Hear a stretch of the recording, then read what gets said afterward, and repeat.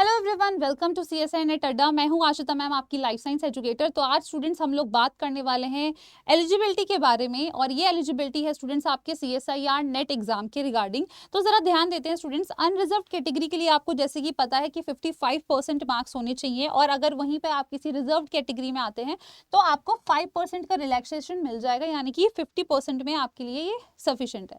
Next अगर हम बात करें स्टूडेंट्स, अगर आपके पास मास्टर्स डिग्री है तो बहुत अच्छी बात है, बट अगर मास्टर्स डिग्री आपकी चल रही है यानी कि आप परसुइंग है तो आप पेपर तो दे सकते हो, तो उसमें आपको नेट मिल जाएगा, ठीक है, अगर आप क्वालिफाई कर जाते हैं तो। बट कंडीशन ये रहेगी कि आप अपना जो एग्जाम है, मास्टर्स का एग्जाम है, उसको विद 55% जो है स्टूडेंट्स क्राइटेरिया उससे पास करें, तभी वो माना जाएगा। बट अगर नहीं है स्टूडेंट कंडीशन, आपने पहले ही नेट का एग्जाम दे दिया है, अभी आपका फाइनल ईयर का पेपर नहीं है, तो उस कंडीशन में ये चीज मेंशन करी गई है कि with in a span of 2 years आप उसको कंप्लीट कर ले, नहीं तो फिर आपका नेट का सर्टिफिकेट वैलिडेट नहीं माना जाएगा। अब स्टूडेंट्स देखते हैं जरा कि अगर कोई पीएचडी डिग्री होल्डर है, ठीक है, उसने पीएचडी डिग्री करी है बाय 19 सितंबर 1991 के अराउंड, तो इस कंडीशन में उसको रिलैक्सेशन दिया जाएगा। जो क्वालिफाइंग क्राइटेरिया रहता है, मतलब जो एलिजिबिलिटी क्राइटेरिया रहता है बेटर टू से, तो इसमें स्टूडेंट्स उसको 5% का रिलैक्सेशन मिल जाएगा, जो कि हमारे लिए 55% है, उसको 5% और कम करके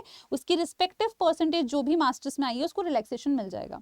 नेक्स्ट अगर हम बात करें स्टूडेंट्स कि अगर कोई इस कंडीशन में आपको क्या किसी सर्टिफिकेट को सबमिट करने की जरूरत है, तो सर्टिफिकेट आपको इस तरीके से कुछ अलग से एप्लीकेशन फॉर्म नहीं भरना है, यहाँ पर आपको सीधा पेपर देना है। बट हाँ, अगर आगे चल के कोई भी इस तरीके की कंडीशन पता चली कि आपके 55 से कम परसेंटेज थे, या फिर आप इस ईयर के अराउंड पास आउट नहीं है, तो डेफिनेटली आगे स्ट्रिक्ट एक्शंस जो हैं आपके अगेंस्ट लिए जाएंगे। नेक्स्ट अगर हम बात करें स्टूडेंट्स, तो बहुत ही इंपॉर्टेंट पॉइंट है, यानी कि जो भी बच्चे बैचलर्स कर रहे हैं जिनका 4 साल का डिग्री प्रोग्राम है, ठीक है, तो इस कंडीशन में उनके लिए क्या एलिजिबिलिटी क्राइटेरिया है। तो यहाँ पर स्टूडेंट्स ध्यान देना, रिलैक्सेशन ऑफ 5% जो है वो अलाउ होगा, वही चीज बता रखी है किसके लिए, SC ST के लिए। बट जनरल के लिए कितना है स्टूडेंट्स, जनरल के लिए लगभग मिनिमम 75% होना चाहिए, आपका मिनिमम 75% होना चाहिए अपने बैचलर्स डिग्री में, जो कि अगर आपका 4 साल का प्रोग्राम है तो आप जाके स्टूडेंट्स एलिजिबल हो जाते हैं यहाँ पर। नेक्स्ट अगर हम बात करें, candidates qualifying in the NET based on a 4-year undergraduate degree will be eligible for the award of JRF। आपको JRF मिल जाएगा, आपको फेलोशिप मिल जाएगा, and for the admission to the PhD, आपको PhD में भी एडमिशन मिल जाएगा। अब यहाँ पे स्टूडेंट्स बात आती है कि किस चीज के लिए एलिजिबल नहीं होंगे वो बच्चे, वो असिस्टेंट प्रोफेसर के लिए एलिजिबल नहीं है, मतलब PhD करनी है कर लो, ठीक है, पर तुम असिस्टेंट प्रोफेसर सीधा ग्रेजुएशन के बाद नहीं बन सकते, तुम ग्रेजुएशन के बाद सीधा असिस्टेंट प्रोफेसर नहीं बन सकते।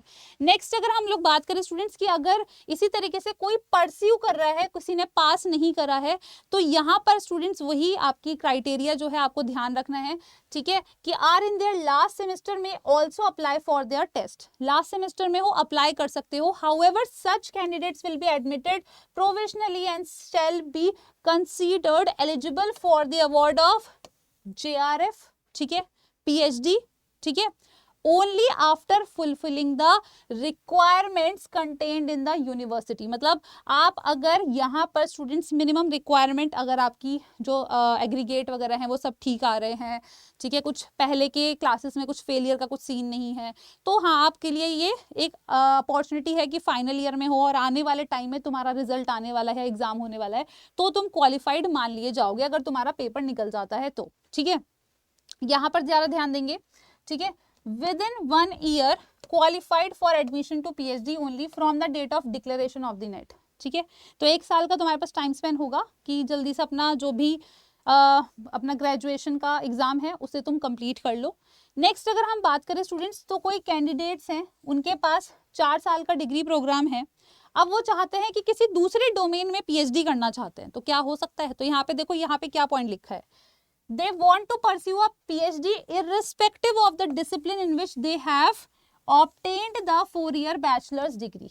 कर सकते हैं स्टूडेंट्स, अगर आपके पास 4 साल के प्रोग्राम में वो कहीं पे किसी सेमेस्टर में आपने एग्जाम में पढ़ा है, या आप डिफरेंट डोमेन में देना चाहते हैं और आपने उसकी सारी पढ़ाई कर ली है रिलेटेड टू सब्जेक्ट यानी कि सिलेबस, तो डेफिनेटली आप यहाँ पर एग्जाम दे सकते हैं। तो ये वाला जो पॉइंट है ये उनके लिए बहुत अच्छा है जो कि अपने सब्जेक्ट से परेशान हो चुके हैं और किसी अदर सब्जेक्ट को एक्सप्लोर करना चाहते हैं, रिसर्च करना चाहते हैं, तो डेफिनेटली यू कैन डू। ठीक है, नेक्स्ट अगर हम लोग बात करें स्टूडेंट्स तो अपर एज लिमिट की बात करते हैं।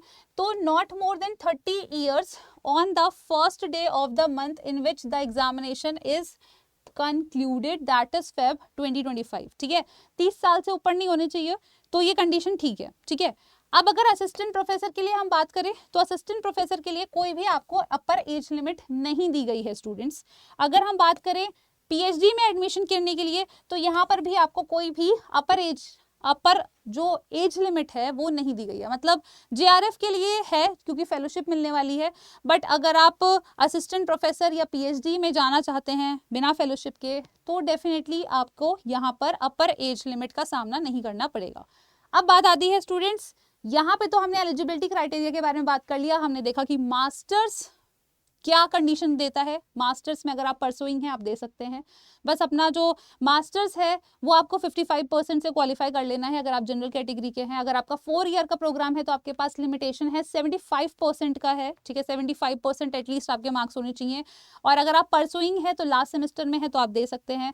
अगर आप अपने जो डोमेन से हट के कहीं पे पीएचडी करना चाहते हैं तो वो भी आपके पास एक ऑप्शन अवेलेबल है। अब अगर आप असिस्टेंट प्रोफेसर के लिए अप्लाई करना चाहते हैं तो उसके लिए कोई भी अपर एज लिमिट नहीं है।